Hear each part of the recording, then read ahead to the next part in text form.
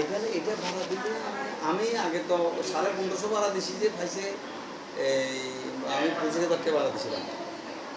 এটা এখন আপনার ভাড়া দিলে 35। এই উনি কত দেয়? উনি ভাড়াটিয়া না না না নিজে? না উনি এখন তো নিজে আচ্ছা, উনি নিজে উঠে গেছে।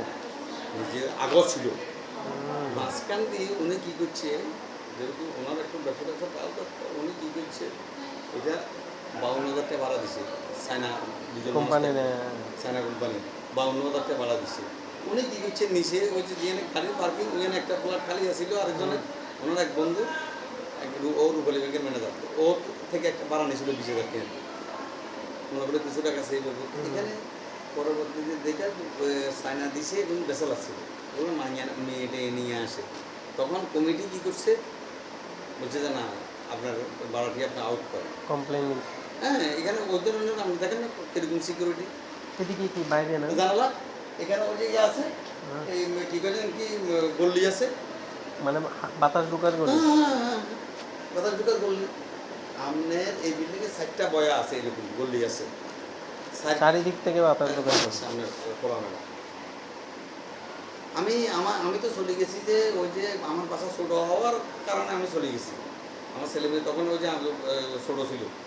তো আমি যখন আপনার এই ইয়ে করছি ভাড়া দিয়ে চলে গেছি কুলসিতে। আমি বলছি উত্তর কুলসি 1 নম্বর রোডে দেখতাম, মসজিদের পাশে আনজারের বিল্ডিং 31 স্কয়ার ফিট। আমি সেখানে 57,000 টাকা ভাড়া দিতাম, ভাড়া ইলেকট্রিসিটি মিলিয়ে 57,000 টাকা দিতাম। তারপরে ওইখানে আমি তো 10 বছর ছিলাম, আজকে 4 বছর আমি এখানে এই যে লেকভ্যালিতে আমি একটা অ্যাপার্টমেন্ট কিনছিলাম 3,000 স্কয়ার ফিট। কিনছি যে এটা এখন একটা দামেল হয়ে গেছে ব্যাংকে। এখন আমি মামলা করছি যার থেকে কিনছি তার লাগে। এটা লোন রয়েছিল লোন মানে আমি আপনাকে বলি এখানে ঘটনা হয়েছে যে লোকের ফ্ল্যাট আসিল এই লোকে বহু মানুষ থেকে টাকা মারি চলে গেছে। আচ্ছা, তো এটা লোহার ব্যবসা করতো। এটা তো আপনার দোষ না। আপনি শুনেন না, মারি চলে গেছে। এই মারি চলে আমি গেছে। যার থেকে নিছি, হ্যাঁ। আমি ওর থেকে নিই নাই, আমি যার থেকে নিছি ওর লগে এর ব্যবসা ছিল। আচ্ছা, ও টাকা পাইতো, টাকাতে ওরও রেজিস্টার বাইন একটা দিছে। টাকা পাইবে তো দিতে না। হ্যাঁ, ও কি করছে এর আগে অরিজিনাল কমলা বন্ধক দিয়ে অন্য জায়গা বন্ধক দিছে, এখন টাকা বেশি নিছে, বলতেছে তোমার তো আটকে আছে, কথা আমার অ্যাপার্টমেন্ট আছে, তাহলে তুমি কথা এটা এই এটা অরিজিনাল কমলা বন্ধক রাখো এখানে। রাখছে, রাখার পরে এখন ব্যাংক এই আমি ওরা ফুল পেমেন্ট দেওয়ার পরে আমি ওই যে রেস্টুরেন্ট নিয়ে পাওয়ার নিয়েছিলাম। আচ্ছা, পাওয়ার নিয়েছি এই কারণে আমার কাছে ওই যে মনে করেন আমি ওটা বিক্রি করার খেয়াল ছিল, বিক্রিও করছিলাম 1.5 কোটি টাকা। আমার এটা তো 70-80 লাখ টাকা ডেকোরেশন আছে, 1.5 কোটি টাকা বিক্রি করছি। বিক্রি করার পরে ঘটনা আউট হচ্ছে, ব্যাংকে যে ইয়া পাইব। তখন আমি যার থেকে নিয়েছি তার জন্য মামলা করছি আর কি। মামলা 2টা করছি, একটা ডেট গত 28 তারিখে গেছে, এখন আবার 11 তারিখে গেছে, 28 তারিখে আসছিল, 11 তারিখ, এখন 1 তারিখ। আমার টাকা খাইতে পারবে না সে, আমার টাকা তো আমি তারা সাইকে স্টামে ফেয়ারডারে দিছি, তার আবার স্টাম আছে 2টা টাকার বিনিময়।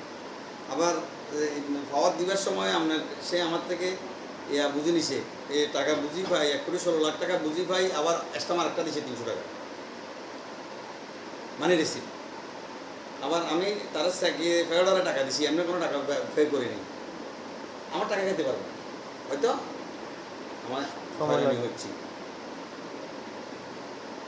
এখন সে ব্যাংকের লাগ কিস্তি প্রথম আমি তারা বলছিলাম তুই ব্যাংকের জন্য মামলা করলে গ্রাউন্ড আছে, কিন্তু তুই টিকতে পারস, তাদের মামলা করতো না। আমি বেসিক্যালি শিখে চোখে মনে করছি যে বুঝছেন না।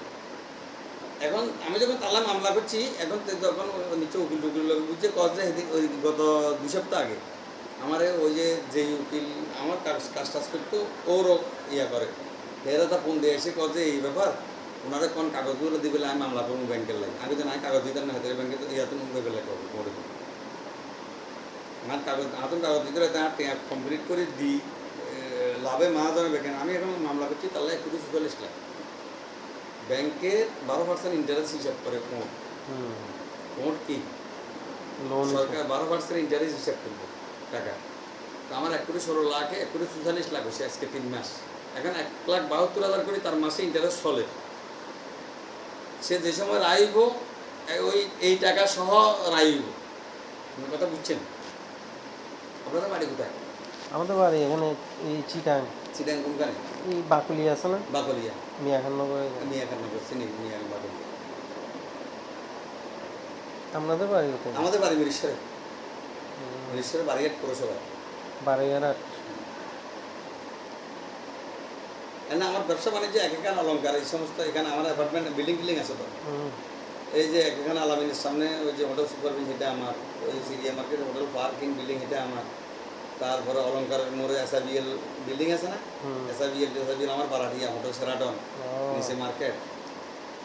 আমি এখন কিছু করি না, এখন ওই যে আমেরিকা যাওয়া আশা করি। আগে গালফে ছিলাম,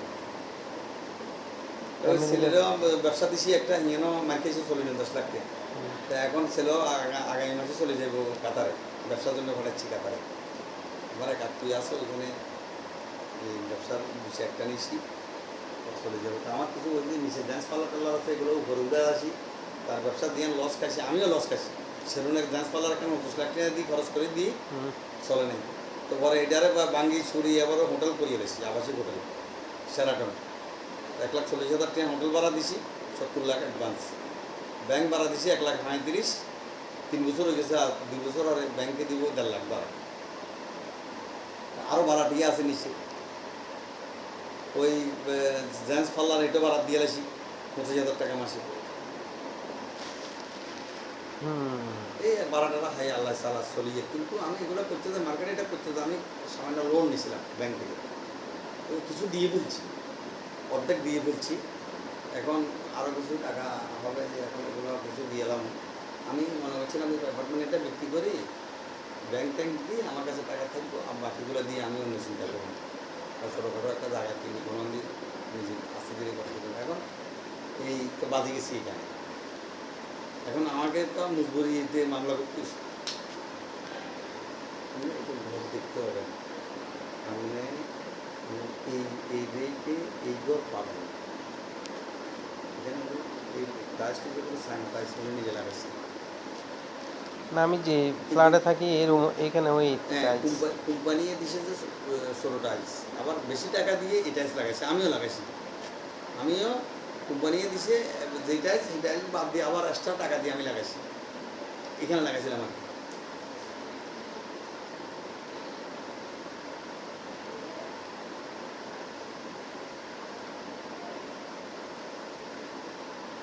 ভেতরে দেখা যায় আছে না, সে সিএনএফের ব্যবসা করতো, ওই ব্যবসা এখন ভালো না, ভালো করতে পারে নাই।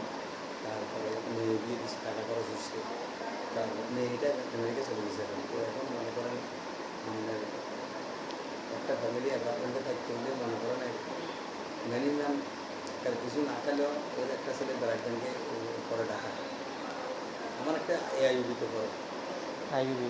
হ্যাঁ, আবার আমার মেয়ে একটা ডাক্তারি পড়ে, আর একটা ফার্মাসিস্ট। ছেলে বড়টা ডিগ্রি করছে। আমনে এখানে শুনেন, আমনে এটা অসুবিধা নেই, ওটা আমার উপর সারি দিয়ে উনি সারি দিচ্ছে কথা, আমি এটা একটু কমা সময় লাগবে না। আমরা এরকম মানুষ কেউ নাই, আমরা মাত্র কেউ ছেলে মেয়ে তো বাইরে। ছেলে মেয়ে কোথায় থাকে? আমি ছেলেকে বিয়ে করাবো তো ওই জন্য আসলে বাসা দরকার। কেনাডা ছিল। কেনাডাতে। আমাদের হ্যাঁ, পানি দেন, পানি ঠান্ডা পানি দেন, গরম লাগে। হ্যাঁ, ওখানে একটু দেখো। আমি আপনার বলি এই ছান কি ওয়াল পেপার হলে কি অসুবিধা কি? হ্যাঁ, ওয়াল পেপার তো আরো ভালো। হ্যাঁ, টাইলস না, টাইলস এটা, ওটা ওয়াল পেপার তো আরো ভালো। এই ভাবি, আমার ঘরের ভিতরে 70 থেকে 80 লাখ টাকা ডেকোরেশন কাঠের এখন গুণে ধরে গেছে। আমি কি বলবো, এই আমার অ্যাপার্টমেন্টে এই যে লেকবেলি, এখন কি করবো, এখন আমি এটা হলো মামলা মোকদ্দমা চলত তো, তা এটা আমাকে সারি দিতে হইব, আমি সারি দিব এটা। আমি তো এমনি আপনি এখানে থাকেন? এখন থাকি, এখন তো আমি আজকে 4 বছর। ব্যাংক ও আমার লোকে নেগোসিয়েশন করলে ভালো, নেগোসিয়েশন না করলে কোর্টে তো ভাই আমাকে একটা 100% দিবে। না না, আমার 6 তলায় ছিল, 6 তলায় ছিল তো আমারটা 1555 স্কয়ার ফিট ছিল। হ্যাঁ, খালি এটা টাইলস, এটা টাইলস, এই যে দেখেন যে ইটের এটা হ্যাঁ ইটের মতো এটা হচ্ছে এই যেটা। এই যে, এই ভাবি,